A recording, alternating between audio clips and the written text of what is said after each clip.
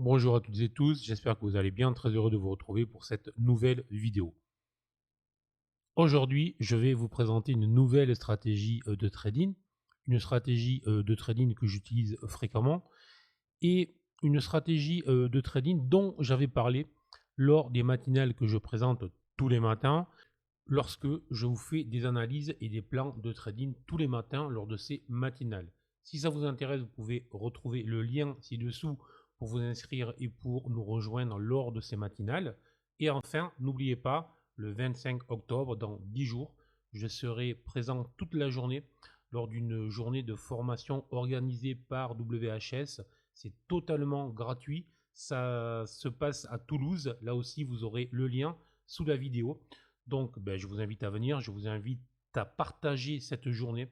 Vous pourrez me poser toutes les questions que vous voulez. Et bien évidemment, je vous invite plutôt à venir en présentiel, même si vous aurez la possibilité de le suivre en streaming, car ce sera beaucoup plus sympa, beaucoup plus utile et surtout beaucoup plus convivial que du streaming. Allez, c'est parti pour cette vidéo.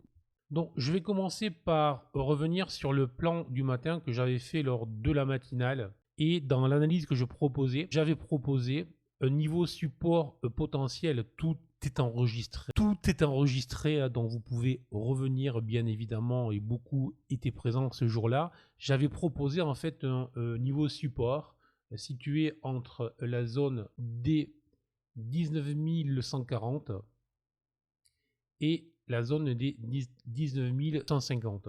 Et c'est ce que le DAX nous a fait dès le matin. Donc le DAX est vraiment venu chercher cette zone et il l'a fait de manière assez agressive, puisqu'il a fait, donc là je suis en 5 minutes, avec une succession de chandeliers baissiers, suivi par une configuration que l'on appelle 3 soldats blancs. 3 soldats blancs est une configuration de retournement à la hausse, configuration en chandelier japonais, et il l'a fait alors que mon indicateur BSI long terme restait vert. Donc là, déjà, mais là c'est uniquement pour les traders les plus avancés, il y avait possibilité déjà de rentrer long à ce niveau. Pour les traders moins expérimentés, il faut toujours attendre. Encore une fois, je vous rappelle, un des gros avantages de GTAS, ce n'est pas une solution miracle, ce n'est pas une martingale, ce n'est pas des stratégies qui vont payer à tous les coups. Tout ça n'existe pas, tout simplement. Mais par contre, c'est une méthode qui va s'adapter à votre niveau de trader. Vous êtes débutant, moins débutant, etc. Et plus vous êtes expérimenté, plus vous avez la possibilité d'ajouter des stratégies plus compliquées ou plus intéressantes, si je puis dire. Bon, donc lorsqu'on n'est pas un trader gagnant régulier, la base de GTS, c'est d'attendre que le fond d'écran, l'indicateur de convergence, soit vert. Et donc il n'y a que à ce moment-là, que l'on pouvait commencer à s'intéresser dès lors qu'on n'était pas un trader gagnant régulier. J'espère que tout ça est clair, mais déjà on avait le niveau proposé dans la matinale, ce qui est toujours très intéressant. Suite des opérations, là on n'a pas véritablement de signal, voilà. Et là, ça va commencer à devenir intéressant pour tous les traders GTAS et pour tous les traders qui utilisent GTAS, c'est tout simplement le fait qu'on était sur un fond d'écran vert, puis on a une attaque baissière qui se fait avec un BSI long terme qui reste vert, et je poursuis, vous allez voir, voilà. À ce niveau-là, on a une entrée avec une stratégie que l'on appelle RCT.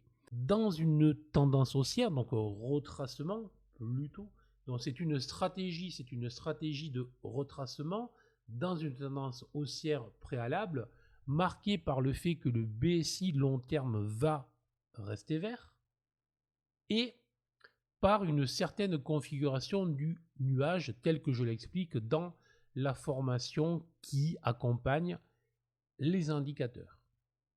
Donc dès lors que je passe au-dessus du nuage, j'ai la possibilité de rentrer, mais par sécurité, et comme toujours, je vais privilégier le fait que mes 3 indicateurs BSI repassent vert. Tout ça est tout simplement l'idée de systématiser, de mécaniser nos entrées. Et pourquoi est-ce que l'on doit faire ça? Tout simplement, si vous ne faites pas ça, et c'est ce que j'entends trop souvent, le trading est émotionnel, je fais des bêtises, je rentre trop tôt, trop tard, trop mal, je ne sais pas quand je rentre, bref, tous les éléments, on va dire, de psychologie liés au trading.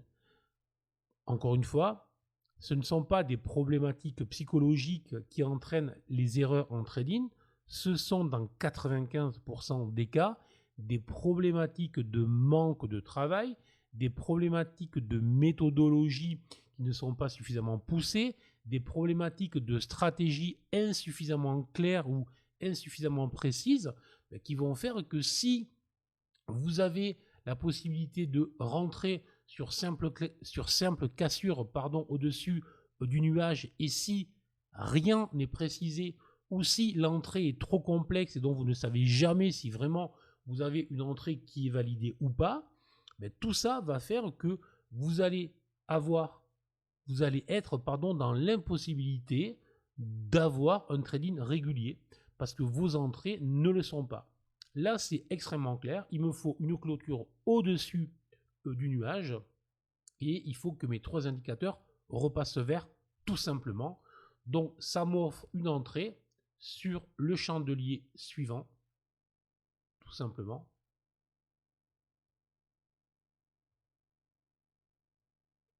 La suite, vous la connaissez. Et donc, le matin, j'avais proposé des objectifs aux alentours des 19 450-500 comme objectif cible. Le moins qu'on puisse dire, c'est que le DAX s'en est rapproché.